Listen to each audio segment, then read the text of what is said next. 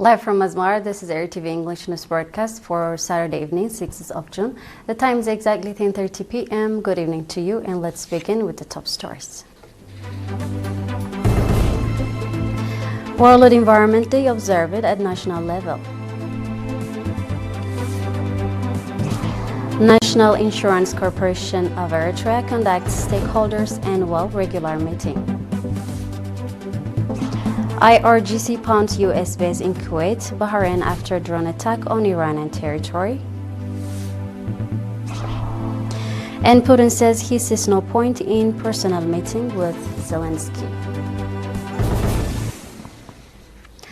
Great to have you with us. Proceeding with our reports. World Environment Day was commemorated at the Barka Secondary School Conference Hall in Asmara today under the theme Inspired by Nature for Climate for Our Future. The event was attended by government and PFDG officials as well as representatives of UN offices in Eritrea and invited guests. Speaking at the event, Mr. Tesfaye ገብረስላሴ, Minister of Land, Water and Environment, called on youth and students to fully understand the consequences of climate change, work earnestly to mitigate its impacts, and become advocates for ensuring environmental safety. Noting that the climate change prevailing worldwide is mainly the result of human activity, Minister Tesfaye called for reinforced role and contribution of society, especially the youth. Mrs. Nashida Satar, representative of United Nations Development Program, and Mr. Siyum Ta'ame, representing the United Nations Food and Agriculture Organization, said that Eritrea has shown strong commitment through afforestation, soil and water conservation, and community-based natural resource management, demonstrating how nature-based solutions can restore ecosystem, supporting livelihoods and build resilience. At the event, research papers were presented focusing on the progress and contribution of student summer work, as well as climate change consequences and the imperative for collective action. A video representation on waste management was also featured. The event also featured cultural performance reflecting the theme of the day, as well as presentations of awards to winners of general knowledge competitions held among high school students. World Environment Day has been observed at the international level since 1973, following the resolution of the UN General Assembly in 1972. The National Insurance Corporation of Eritrea conducts its annual stakeholders meeting today, 6th of June at Asmara Palace Hotel. Mr. Paulos Taglaab, acting manager of the corporation, indicated that the corporation generated 321 million NAFA in revenue from general insurance service in 2025. He went on to say that out of the 91 million NAFA profit registered, 83 million NAFA has been dispersed as dividends to stakeholders. Noting that as a result of sustainable awareness-raising activities, public understanding of insurance is increasing from time to time, Mr. Paulo said that compared to 2024, group life insurance increased by 16%, raising its contribution to the corporation's revenue from 10 to 11%.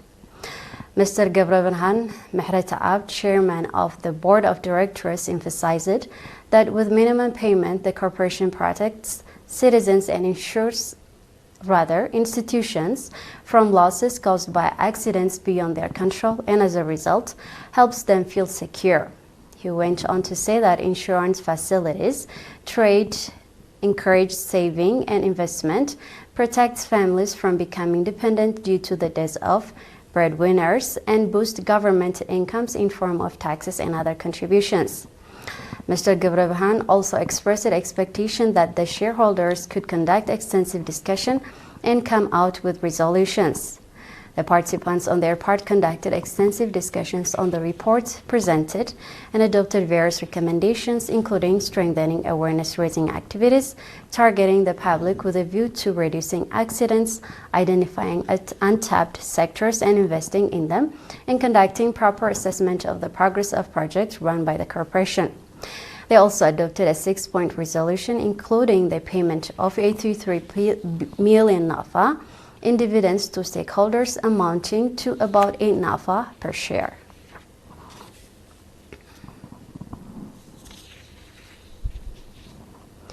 The Office of the Auditor General organized a one-week training program for 44 internal auditors from ministries, regional administrations, commands of the defense forces, authorities, and other government offices.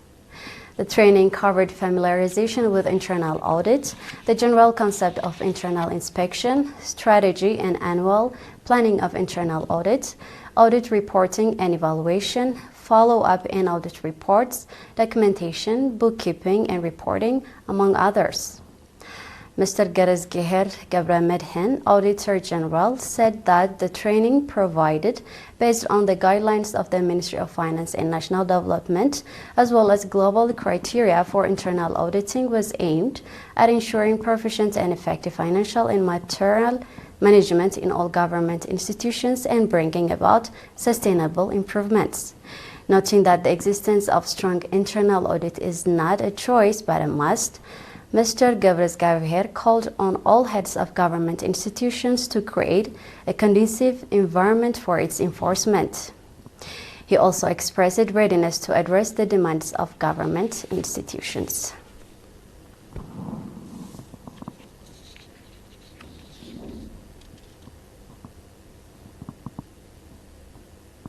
We're moving on from domestic matters to global events right after this.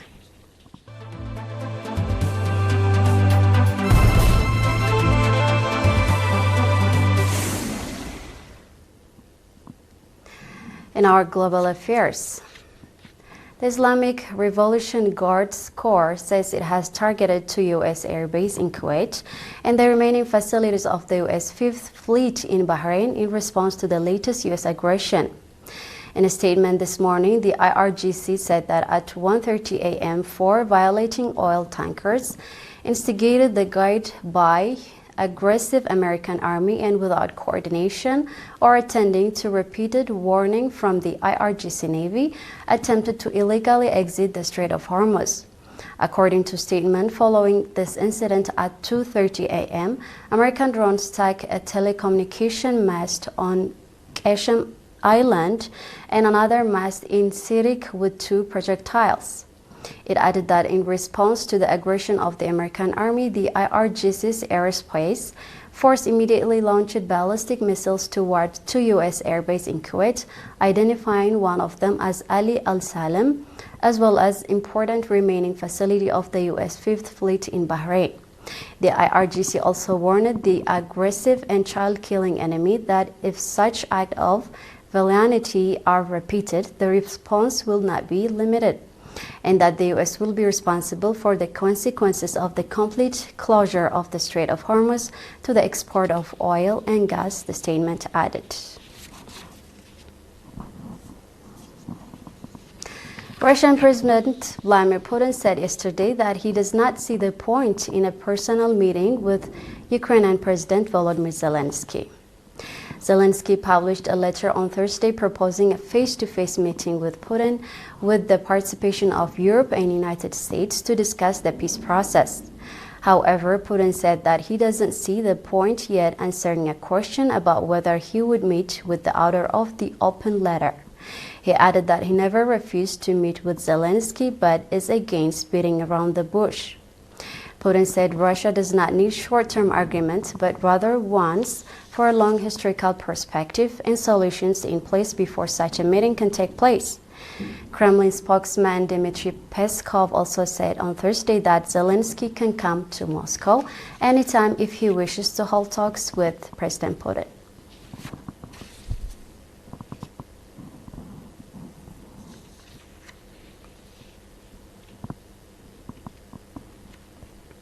We're about to end our news broadcast, but before we sign off, here's a final look at the top stories. World Environment Day observed at national level. National Insurance Corporation of Eritrea conducts shareholders' annual regular meeting. IRGC pounds U.S. base in Kuwait, Bahrain after drone attack on Iranian territory. And Putin says he sees no point in personal meeting with Zelensky. That's all with the news for the session. On behalf of the entire news crew, thank you for watching. I'm Salim Brahane, wishing you a great night.